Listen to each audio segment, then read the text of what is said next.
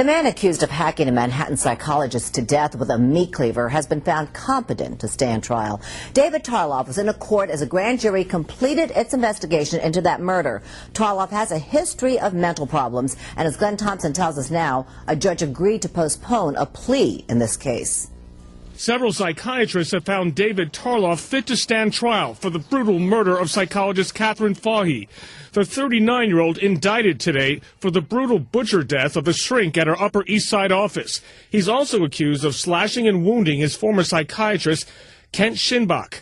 Despite the finding that he's fit to stand trial, his attorney argues Tarloff shouldn't have to plead to the charges until he's examined by his own psychiatrist.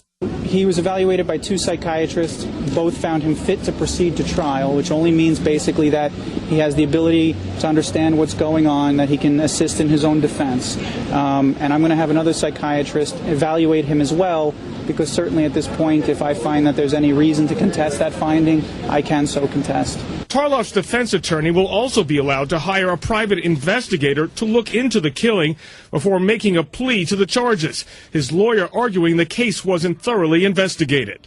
Well, a private investigator is going to look into the details and facts. He's going to find out certain statements, determine if there's any inconsistent evidence that the people have and that they haven't produced all details that they should be producing to the defense.